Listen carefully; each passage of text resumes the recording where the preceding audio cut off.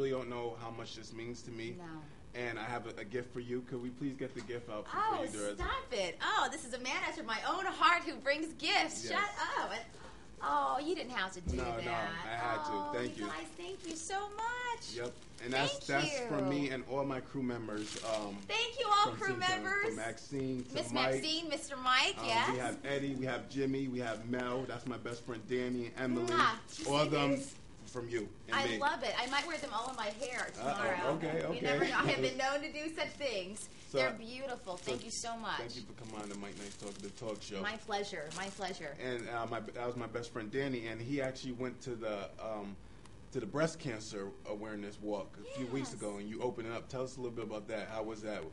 You know what? It was a phenomenal turnout. I think for me, I sit on the board for the Breast Cancer Network of Strength, and my love for what the Breast Cancer Network of Strength does runs very deep. I have not personally ever had to fight breast cancer, but I stand in the gap and really walk for women who have fought the great fight and continue to do so. So I tend to always gear myself towards events that I can kind of either relate to or that I'm incredibly passionate about. Okay. I happen to have a friend in Baltimore, Maryland, in Fells Point, who suffered and is winning the battle with breast cancer, but she was diagnosed some years ago. And so the walk was phenomenal. So I'm always very passionate about being involved with walks like that. We had a great turnout. For people who don't know a lot about breast cancer, there are more Caucasian women that will be diagnosed with breast cancer, but more African-American women will die from breast cancer. So it runs very deep. And so for me, it's about raising awareness, but also about walking for those who can't walk. And it's great because you get to have some knowledge about the breast cancer and get exercise. Hey, okay, because you know I love to eat. I believe that hard work and perseverance, but I pray about everything that I do. And I just had a peace and a comfort about the move. I knew it was the move for me. And I know that when doors open for me, it's because I prayed about them and because I've really worked hard for them. And when those doors open, I know no man can shut them. So I just went full force. And if it wasn't for me, then it's okay. Okay. But I believe in really achieving and being strong about the things that you're passionate about. Well, I know New Haven and myself, we are glad. Viewers in kid, a lot of people don't even know this. When you do the traffic, they actually think there's a screen behind you, but it's like a blue screen, right? How does that, tell us a little bit, how does that work? I mean, are you looking at something? Are you actually pointing? Well, this is the thing. If I can stand up, let's make sure my hair looks really big. If I do, my hips will look small. Okay. The bigger the hair, the smaller the hips. That's what they say. So basically, there's this green screen behind me here.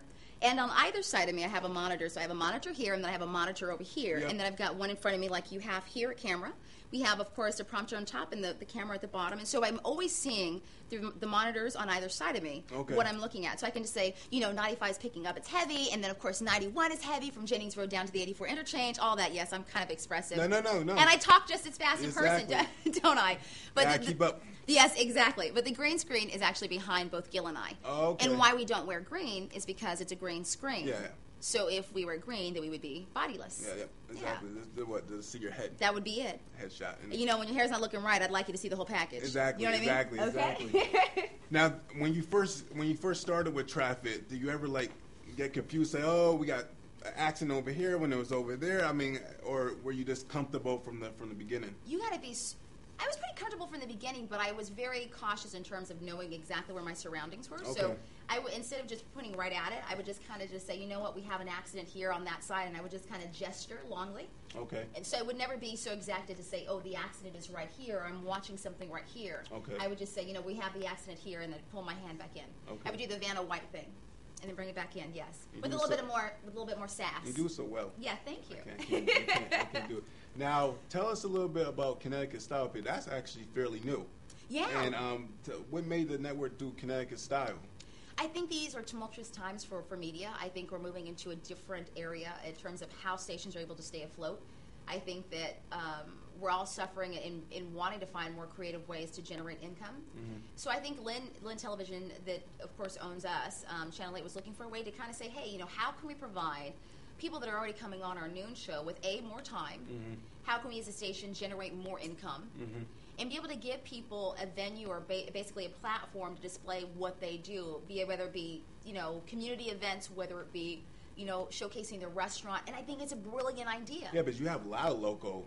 Yeah, well, it's all local. So if you're a business, I mean, we are a sponsor-driven show, but if you are a business that says, hey, listen, I am passionate about what I do, but I want to get the word out. How do you do that?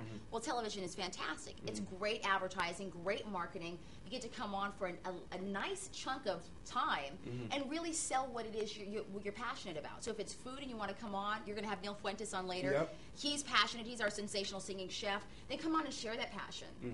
Tell people about yourself so that, you're helping us, but in turn, you're able to really add much more to your business than when you started. And you have so much energy when it comes to Connecticut Style. I mean, you have energy when you direct the traffic, but once Connecticut Style is like you go to another level. When the network switched to Connecticut Style, well, when they added Connecticut Style for a show, were you one of the first people to looking at for the hosts, or? I like to think I am, unless Kirk Varner is going to call me up a little bit later and tell me no. Yeah. But no, he did approach me about it, and it's really funny because I always tell people, and I speak at schools, and I'm very adamant about this, is just when you think that your 12-hour days aren't being acknowledged, just when you think your 16-hour days aren't being watched, just when you think that, you're good morning to somebody, or you're, hey, how's it going, or when you just think to yourself, you know what, no one's noticing those things. And not that you do them to be noticed, but just when you think people are watching, that's when they're watching. So all those hours that I put in, people know that I stand behind my work. I'm the girl that if there are 25 hours in a day, I'll work 25 hours a day. I'm not afraid of hard work. I'm a very humble woman when it comes to that. And I think the station saw my passion and saw my desire, and I love people. And I think that, you can only fake but so much. When people know that you really love people, I think that speaks for itself. Yep. And I think they wanted to be able to have somebody on the show. And Sonia and I actually have really good chemistry, so we work really well together. So I think they were also looking at how can we have two women work together but also have good chemistry off camera but also on camera. Okay. And for both of us, luckily, we have it off camera and on camera. Good. Because it could have been ugly. Yes. I'm not a small girl. Yep. I know. You know what I'm saying? Girls don't. I'd have to lay her out if we didn't get along. No, but it's been fun. It's been a great road, and I think when they approached me about it, it was a win-win situation for me. I was like, absolutely. Okay. I'll do it, definitely. My question is to you is, what do you do when a guest doesn't show up? Like, do you, because I know when a guest doesn't show up here, and it's kind of rare, that we do reruns. So do you guys do reruns, or do you have like a backup where you have like a footage tape that you play, or? Brilliant producers are what we have. We have Kate Sparrow and Connie Fitch who work tirelessly on our show. And we have backup. We actually have pieces that are that'll sit in the can, is what we call it, until we need them. We may do, Sonia and I can chat, but sometimes we'll have chat topics that are already in a basket. We'll have magazines that we want to talk about, how to make your man spend $1 million on you, or, how do you upgrade your car, or whatever it is. We have little things that we can kind of talk about. But I also feel like, you opened your show, there are certain things that, you don't have to fake. So if someone doesn't show, it's, what can I share with my viewers? It's important to them, but also important to me. There are a lot of events coming up. We have a big memory walk on Saturday morning. There's the 50th anniversary of the Muslims being prominent in our community. They're having their big anniversary dinner on Saturday night. There's so many things that you can talk about. So it's rough when someone doesn't show up. Yep. We usually have something in the can, or we have some chat topic set aside.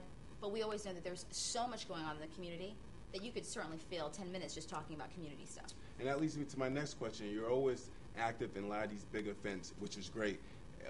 What have you gotten out of this, and what is like the most memorable event you've been to? The most memorable. Whoa, that's tough. I'm active in my community because my community gives far more to me than I can give to them. I come from a single parent home. I